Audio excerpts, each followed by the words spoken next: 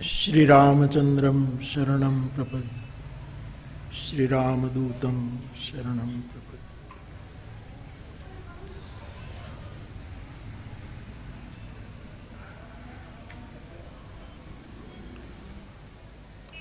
आरती टाणे अमारे ज्यारे अहींया 7 वागे आरती थाय छे त्यारे हूँ रोज तलगाजरडामां होऊं त्यारे अहींया आरती सुधी बेसूं छुं।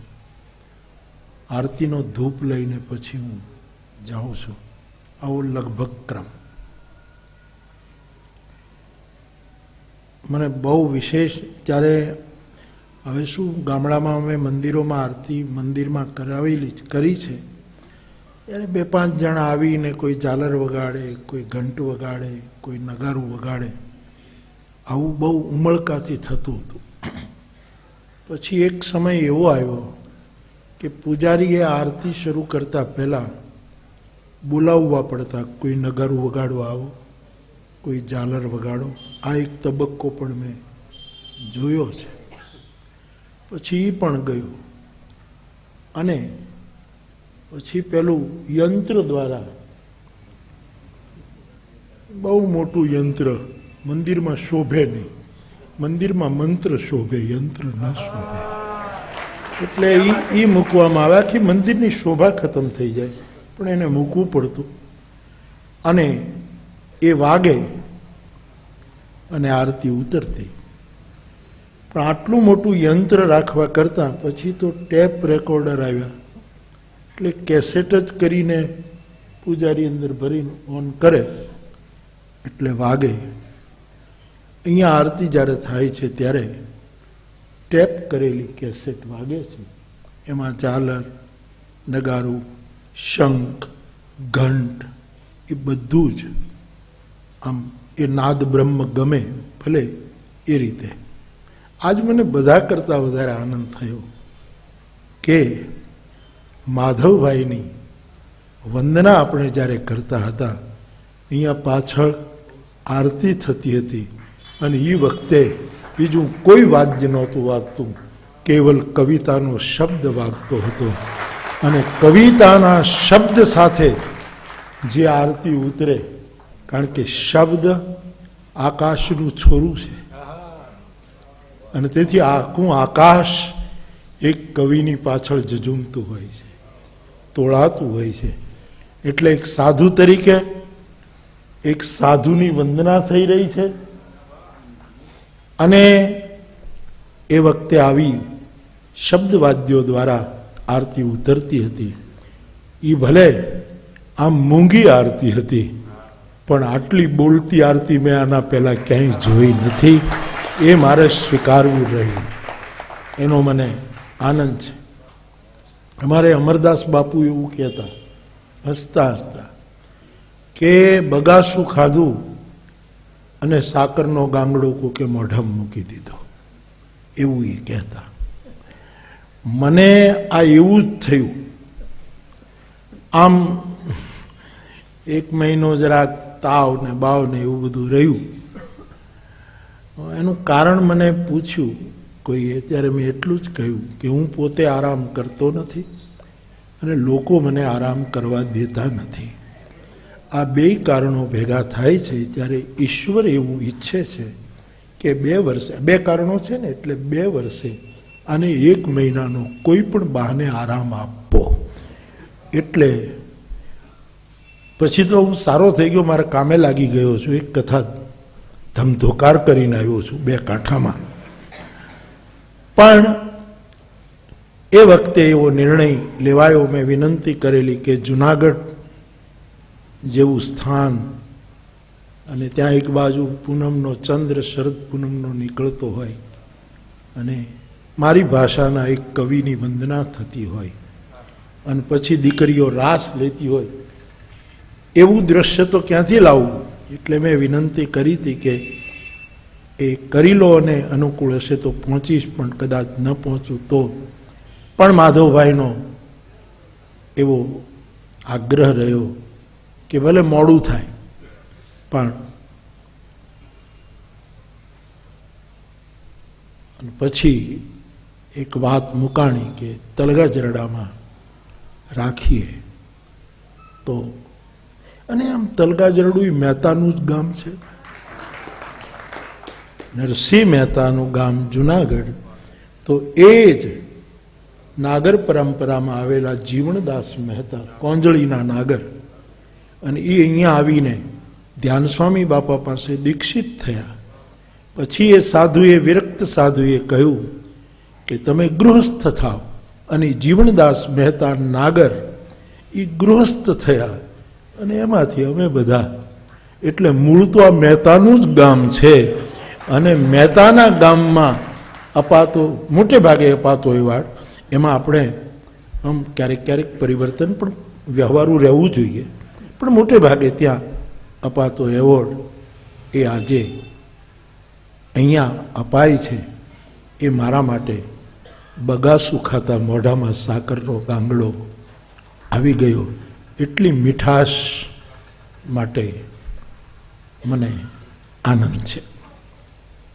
હવે સંબોધન કરું. જેમની વંદના કરી, માધવભાઈ તમારા વખાણ કરવા માટે નહીં, કોઈને સારું લગાડવા માટે નહીં. હું કવિતા વિશે કાંઈ બહુ બોલી શકું એવું મારું ગજું પણ નથી, પણ હું કવિતાને ચાહું છું બહુ. અને સાહેબ, ચાહીએ પછી કંઈ બોલવાની જરૂર ન હોય. પછી શું, એના માટે મૌન અથવા તો ઓછા શબ્દો પર્યાપ્ત છે. તેથી માધવભાઈ, આપની કવિતાઓ મેં વાંચી છે. મારે મોટે મુશ્કેલી શું થાય કે મેં વિચાર્યું હોય કે આ પંક્તિઓ હું કહીશ, એ મારા પહેલાં કોઈ બોલી જ નાખે છે. પન્નાલાલ પટેલના એક કાર્યક્રમમાં મારે બાપુના કૂતરા વિશે બોલવું હતું, કે આદરણીય ભોળાભાઈ આખું બોલી ગયા. એટલે પછી મારે નવું, હું લખતો નથી પણ લખાઈ જાય છે, એ જે મને બહુ ગમ્યું. તમે કીધું બેઠી બેઠી લખાય, અને જે લખાઈ જાય છે ને એમાં ગોટાળા થાય છે. એટલા માટે લખવું વધારે સારું છે. લખવાનો અર્થ છે જાણવું. એને લખ્યો, એને મેં પીછાણ્યો, એટલે પછી તો હું બોલું. પણ મને બહુ આનંદ થયો. હું બિલકુલ મારી સમજણ પ્રમાણે કહેવા માંગુ છું કે માધવભાઈ, આપની અમુક કવિતામાં મને શંકરાચાર્યનો દાર્શનિક ભાવ દેખાય છે. આવું બહુ જ વિનમ્રતાથી હું કહેવા માંગુ છું. શંકર પણ કવિ છે. સંસ્કૃત વાંગ્મયને કવિતામાં ઉતારીને એમણે જે કવિતાઓ રચી છે, જે સ્તોત્રો લખે છે, અદ્ભુત છે સાહેબ. અને એ તો પોતે દાર્શનિક મહાપુરુષ, અદ્વૈતના શિખર ઉપર બેસેલો આપણો જગતગુરુ. પણ આપના અમુક કાવ્યો, એમાંય આપે જે આજે મૂળની વાત કરી, રઘુવીરભાઈ કહેતા હતા ત્યારે મને યાદ આવતું હતું કે ઘર, માર્ગ, એકાંત અને અજવાળો, અંધારાની પણ વાત આવી. પણ આ બધું જ જોડાયેલું છે. ઘરને માર્ગની જરૂર છે, માર્ગને ક્યારેક કોઈક ઘરની જરૂર છે, કે અમારે ક્યાંક પહોંચવું છે. એવો માર્ગ કબીરના નામે, ગુજરાતી ભાષામાં એક ભજન આવ્યું કબીરના નામે. આવું ઘણું થતું હોય છે, પણ સારી વસ્તુ આવી રીતે ઘણી ભાષામાં ઉતરતી હોય છે. ઈરે માર્ગ મારે જોવા, કબીર કહે ઈરે માર્ગ મારે જોવા. અમે નાના હતા ત્યારે આ ગાતા. અમારા ગામમાં ભરવાડનું ભર્યું થાય ત્યારે એ લોકો અમને બોલાવીને ગૌડાવતા.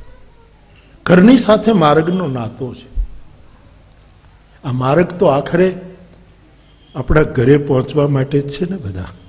ત્રયી સાંખ્યમ યોગ પશુપતિમતમ વૈષ્ણવ મિતે પ્રભિન્ન પ્રસ્થાને પરમિદ મદ પથ રુચિનામ વૈચિત્ર્યામ ઋજુકુટિલ નાના પથ જુષામ નૃણામેકો ગમ્યસ્ત્વમસી પયસા મર્ણવ ઇવ. કોઈ પણ માર્ગ આખરે તો બીજે ગમે ત્યાં લઈ જતો હોય, પણ ત્યાં ક્યાં ઊભા રહેવું? આખરે તો આપણા ઘરે એ માર્ગ પહોંચાડે. તો માર્ગને ને ઘરને એને સારૂપ્ય કહું સાયુજ્ય કહું, સામીપ્ય કહું, કયો સંબંધ કેવો, પણ એક નાતો છે. એવી જ રીતે આપે અંધારાની વાત કરી. એકાંતને અને અંધારાને સંબંધ છે. સાહેબ, માણસ એકાંતમાં હોય ત્યારે એને અજવાળું નડે છે. આ દ્વૈત ઊભું કરે છે. પછી એક ટમટમતો દીવો પણ નડે છે. અને તેથી મેં ઘણા સાથ, કાંતિભાઈ, રામદુલારી બાપુ, આ બાવો અંધારામાં જ બેસતો, કોઈ દિવસ અજવાળામાં ન બેઠો. અને ઓશો રજનીશજીની સાથે વાર્તાલાપ કરનારો, આ બે જણા એક જ નગરના, એવો એક આ રામ. હું જ્યારે પહેલી વાર મળવા ગયો, અમારે ચૌહાણ સાહેબ ડૉક્ટર છે તળાજામાં, એ એમના આશ્રિત, એમને ઘરે બાપુ પધાર્યા. મારી ઘણા વખતની ઈચ્છા કે રામદુલારી બાપુને એક વખત મળું, દર્શન કરું. ત્યારે બહુ રાજી થયા. પણ મને ડૉક્ટર સાહેબે કહ્યું કે અંધારું છે, ધ્યાન રાખજો. અંધારામાં, ઓરડામાં એક, કારણ કે એકાંતને ને અંધારાને જ મેળ પડે. જગતગુરુ શંકર જ્યારે એમ કહે એકાંતે સુખમાસ્યતામ, તો એકાંતમાં બે ત્યારે દીવો થોડુંક સુખ ઓછું કરી નાખે, થોડુંક દ્વૈત પેદા કરે છે. પૂર્ણતઃ અદ્વૈત એ અંધારામાં સધાય છે. એટલે ક્યાંક મને દાર્શનિકપણું આમાં આવતું દેખાય છે અને એનો મને બહુ આનંદ છે. વિશેષ હું કંઈ કવિતા વિશે ભૂલી ન શકું. મેં કહ્યું તેમ હું ચાહું છું. મને બધી કવિતા સારી જ હોય, પણ આપણને ગમે એ આપણને વધારે સારું લાગતું હોય. એટલે મને ગમતી બધી સારી કવિતાઓ મારા માટે રામચરિત માનસની ચોપાઈઓ છે. અવશ્ય ચોપાઈ. એનાથી હું એને જરા પણ નીચે દરજ્જે નથી રાખતો. એ મારા માટે કોઈ પણ સર્જકનો એક લેખ, ગદ્ય, એક લેખ, નિબંધ, નવલકથા, ટૂંકી વાર્તા, મોટી વાર્તા, જે જે એના પ્રકારો છે, એવો કોઈ લેખ વાંચું છું અને એ મને ગમે ત્યારે મને એમાં રામચરિત માનસનો સોરઠો નજર આવે છે.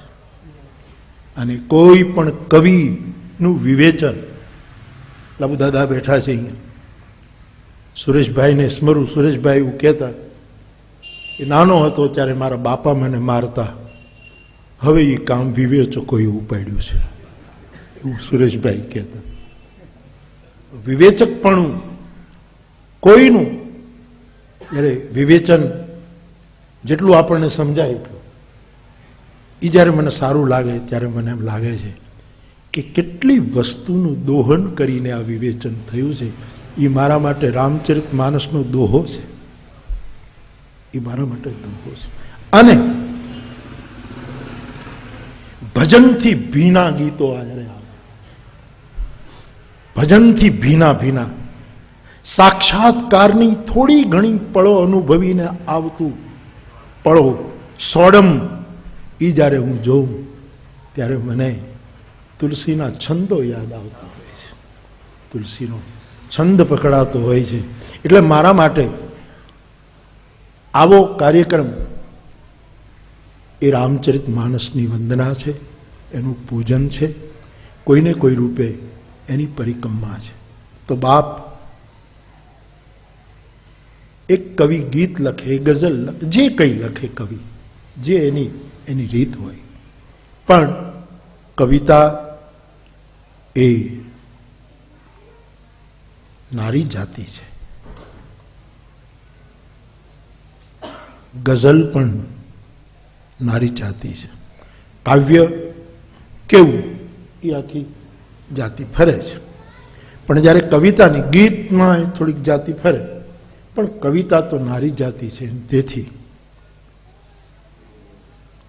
કવિતા, જેમ ભગવદ્ ગીતાનો આશ્રય લઉં તો કીર્તિ, શ્રી, વાક ચ નારીણામ સ્મૃતિ મેધા ધૃતિ ક્ષમા. એકમાત્ર શરીરમાં એક નારીમાં 7 વિભૂતિઓનું દર્શન ભગવાન શ્રી કૃષ્ણએ કર્યું અને અર્જુનને કરાયું. એમ કવિતા રૂપી, પછી ગઝલની ભાષામાં કોઈ કવિતાને સુંદરી કહે, વાંધો નથી. કોઈ ભાવની ભાષામાં કવિતાને માં કહે, કોઈ એને પોતાની કુળદેવી કહે, જે પોતપોતાની રીતે. પણ કવિતાની પણ 7 વિભૂતિઓ હોય છે. કોઈ પણ કવિની કવિતા એ કીર્તિ પ્રગટાવે છે. ગમે ત્યાં એ પોંખાતી હોય છે, જે રીતે પોંખાય. અને મોટો સમારંભ હોય કે નાનો હોય, કેટલા લોકો વાંચે કે ન વાંચે, પણ કવિતા દ્વારા એક સર્જક એક માનવી સુધી પહોંચે ત્યારે એમાંથી કીર્તિ નામની વિભૂતિ પ્રગટ થાય છે. એને કીર્તિ મળે. કંઈ ટોળા કીર્તિ આપે એ કીર્તિ નથી હોતી, તો ઘણી વખત નેટવર્ક હોય છે. કવિતાની કીર્તિ તો એક સાચા ભાવકના નાભીમાંથી નીકળેલું દુબારા છે. સાચા ભાવકની નાભીમાંથી નીકળેલું એ રામ રણુકાર છે. એના જેવી કીર્તિ કઈ હોય? અને કીર્તિ શ્રી કવિતાનું એક ઐશ્વર્ય હોય છે. આજે નાનક જયંતિ છે, કાર્તિકી પૂર્ણિમા. જૈનોના સાધુઓ આજે ચાતુર્માસનું પહેલું, સંન્યાસીઓ પણ હવે આપણે સંન્યાસમાં 2 મહિનાનો ચાતુર્માસ કરી નાખ્યો છે, 4 મહિનાને બદલે સનાતન ધર્મમાં. આજનું પેલું આપણું વાલ્મીકી જયંતિ, એ શરદ પૂનમ વાલ્મીકી જયંતિ, આજ નાનક જયંતિ છે. નાનક પણ એક કવિ છે. સુખ પાયા રહેમ તેરી, સુખ પાયા સદા નાનક કી અરદાસ, સુખ પાયા રહેમ તેરી, સુખ પાયા. કહેવાનો મારો અર્થ, એક કવિતાનો એક વૈભવ હોય છે. એકાંતમાં અંધારાને મય બની તમામ દ્વૈતને વિદારીને એવું એકાંત સેવીને જે કવિએ કવિતા લખી છે, એની ચારે બાજુ અજવાળા ફરતા હશે, અજવાળા પરિક્રમા કરતા હશે. એક પ્રકારનું કીર્તિ શ્રીપણું પ્રગટ કરે છે, ઐશ્વર્ય પ્રગટ કરે છે કવિતા. હજી 2 લીટીની કેમ ન હોય? કીર્તિ શ્રી વાક, વાણી તો છે જ. કવિની કવિતામાં એની વાણી, આપણે કવિને આત્મસાત કરીએ તો એની વાણી સંભળાય. મારો આવો અનુભવ કરો. મેં ઘણી વખત અહીંથી જ કહ્યું છે કે હું ઓશો રજનીશજીને વાંચું કે કૃષ્ણમૂર્તિને વાંચું, ભાષાંતર થયેલું પુસ્તક કૃષ્ણમૂર્તિ, અંગ્રેજીમાં તો આપણને કાંઈ વાંચું, તો મેં કૃષ્ણમૂર્તિને સાંભળ્યા નથી, પણ મને કૃષ્ણમૂર્તિની વાણી સંભળાય. કારણ કે હું ઓછું વાંચું પણ આછું વાંચું, બહુ જ નીતરતું, પારદર્શ, એને હું માણતો હોઉં છું. એટલે કવિની એક વિભૂતિ છે વાણી, જેને તુલસી માનસમાં કહે વંદે વાણી વિનાયકો. કીર્તિ શ્રી વાક ચ નારીણામ સ્મૃતિ મેધા. સ્મૃતિ, ગીતા શું છે? કવિતા છે. ભગવદ્ ગીતા યોગેશ્વર જેનો રચયિતા છે, એ કાવ્ય છે, મહાકાવ્ય છે, આધ્યાત્મિક કાવ્ય છે, કર્મયોગનું કાવ્ય છે, જ્ઞાન યોગનું કાવ્ય છે, ભક્તિ યોગનું કાવ્ય છે, ત્રિગુણાતીત કાવ્ય છે ગીતા. અને સાહેબ, ગીતા રૂપી કાવ્ય ગાનારો ભગવાન શ્રી કૃષ્ણ, એની સ્મૃતિ તો સવાલ જ નથી. પણ એ કવિતા સાંભળી એને કહેવું પડ્યું સ્મૃતિ લબ્ધા, મારી સ્મૃતિ આવી, મારી જન્મ જન્મની, આપણું લોક સાહિત્ય કહે, એને ઓળખ્યો મેં મારી માની આંખ્યુંને અણહારે, અને મારા બાપુની બોલીએ વીરને ઓળખ્યો. મને એ સ્મૃતિ થાય છે. અર્જુન કહે છે, અને મારા પ્રયાસથી કોઈ દિવસ સ્મૃતિ સંભવ નથી. હે ગોવિંદ, કેવલ તારા પ્રસાદથી આ સ્મૃતિ આવી છે. કવિતાની સાથે સ્મૃતિ જોડાયેલી છે. બે પંક્તિ આપણને ખબર નહીં ક્યાંના ક્યાં ઉપાડી જતી હોય છે, ક્યાંના ક્યાં લઈ જતી હોય છે. તો કીર્તિ શ્રી વાક્ચ નારીનામ સ્મૃતિ મેધા, કેવલ બુદ્ધિ નહીં, બુદ્ધિના જેટલા સ્તરો છે આપણે ત્યાં, આખરે પ્રજ્ઞા સુધી પહોંચવાની જે વાત છે આપણી આધ્યાત્મિક યાત્રા, એમાં જે એક પડાવ છે મેધા.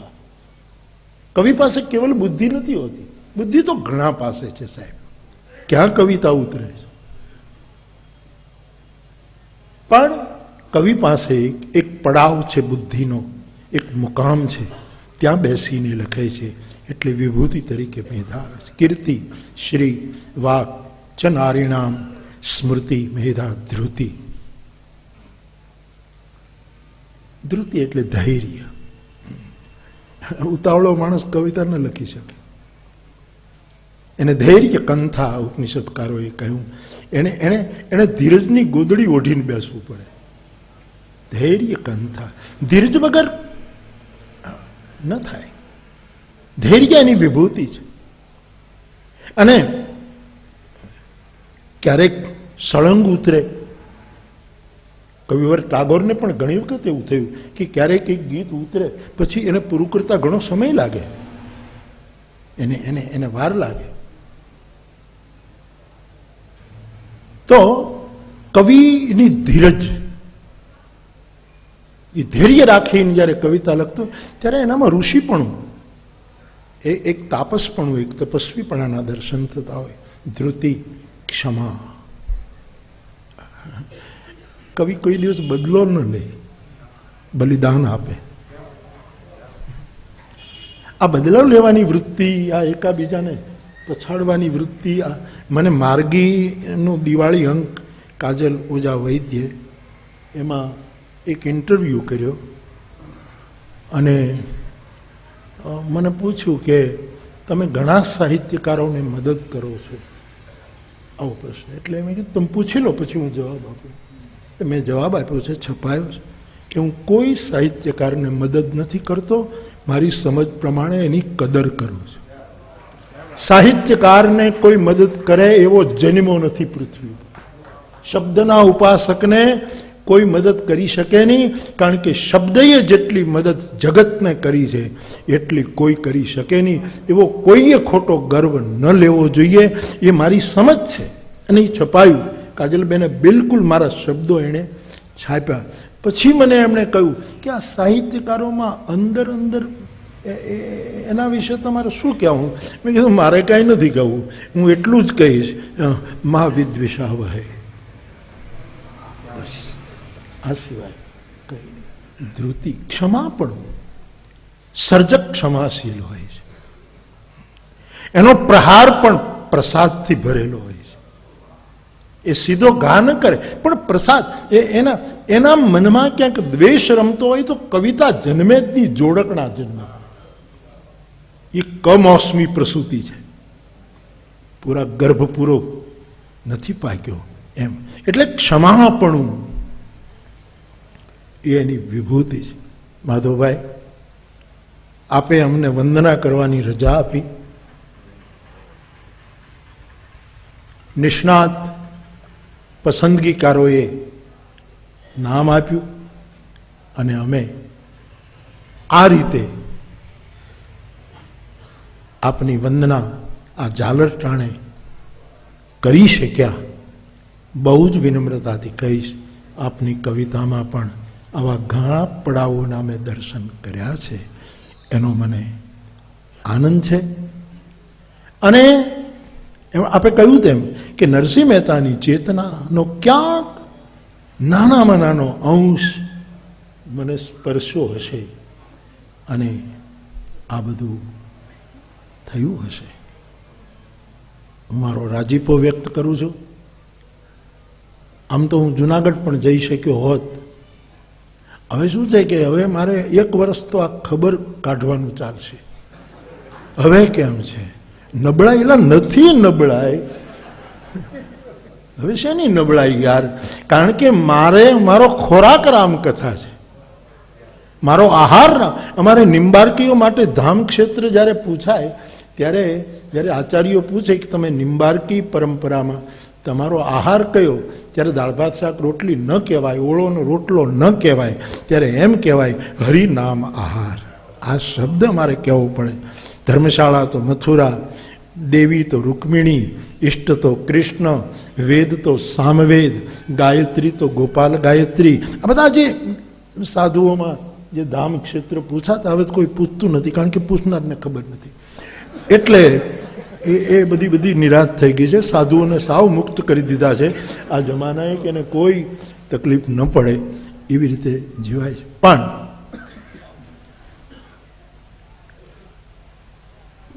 બહુ સરસ તબિયત થઈ ગઈ છે, કોઈ સવાલ નથી. પણ 2-5 ભાઈઓ બહેનો બેઠા હતા અહીંયા, બુધાભાઈની, જામનગરથી જમનભાઈને બધા બેઠા.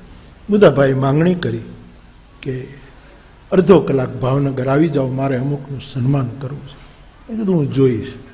પછી મેં કીધું તમે બહુ નજીક છો, મારે કોઈ દૂરે નથી, પણ તમે ગમે ત્યારે મને મળી શકો. બીજા બધા ગભરાય બિચારા બાપુને કેમ મળાય, એને બદલે તમે મળતા હો ત્યારે હું આ બધા મારા પોતાના જાણીને એમ કહું કે હવે તમે મને આવો આગ્રહ કરવાનું બંધ નહીં કરી શકો, કારણ કે હું ના નથી પાડી શકતો. હવે આ કરવા આવો ને આ કરવા આવો ને, મારું જે કામ છે, મારું જે સાચું સરનામું છે એ વ્યાસપીઠ છે. આનું તેથી હું 2 કાંઠામાં વહીશ, એમાં જરાય કંજુસાઈ નહીં કરું. તમારી લાગણી ને શ્રદ્ધાને બહુ આદર આપું છું. પણ હવે હું થાક્યો છું એમ નહીં કોઈ કહેતા, ખબરદાર, થાકે એ બાવો નહીં. થાક્યા છે ને, થાકે છે ને. અમારો કાંતિભાઈ આટલી ઉંમરે થાકે, ઘંટી દળે સાહેબ, ઘંટી દળે. અને એને ઘરે હું જીવ્યો છે. હા, પુસ્તકની વચ્ચે જીવે છે, આટલા પુસ્તકો. મારો થાક છે નો યાર, થાક લાગે છે એના કારણો જીવનમાં ઘણા હોય છે.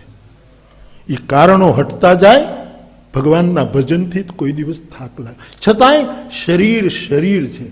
એટલે હું બધાને વિનંતી કરું કે આમ થોડુંક, છતાંય આવજો, તારીખ લેવા વાંધો નહીં, હશે તો આપીશ. પણ આમ થોડુંક આપણે ઓલું કરી શકાય. બાકી કોઈ થાક નથી, બિલકુલ 2 કાંઠામાં છું. અને હંમેશા આનંદ. હમણાં જ રાડો પાડીને આવ્યો છું સાહેબ. અને મારું કથાનું કામ પાછું ગતિ છે. પણ આમાં શું થાય કે હમણાં એક મુંબઈથી હું આવ્યો કાલે, તો એક છાપામાં એવું લખ્યું કે બાપુ હવે રંગમાં, કારણ કે 1.5 મહિનાથી એને કથા કરી નથી, અને હવે પહેલું પ્રવચન એ નરસિંહ મહેતાના એવોર્ડમાં કરશે. હવે એને ખબર જ નથી કે આખી દુનિયાએ લાઈવ ટેલિકાસ્ટ જોયું છે. પણ લાગણીથી એવું લખાય. મારા બાપ, હું બહુ રાજીપો વ્યક્ત કરું છું કે આ બગાસામાં સાકરનો ગાંગડો આવી ગયો, અને માધવભાઈને અમે ઝાલર ટાણે વંદી શક્યા. એનો વિશેષ, આમ તો એની આરતીને હું મધ્યાહન આરતી ગણું છું, પણ 93 સાયંકાલની આરતીનું છે. બાકી તો હજી ઘણી અપેક્ષા છે આ સર્જક પાસે. વિશેષ કંઈ નહીં કહેતા, મારો બહુ જ રાજીપો વ્યક્ત કરું છું. આ નિમિત્તે આપ સૌ અહીંયા આવ્યા, મને બહુ આનંદ થાય છે.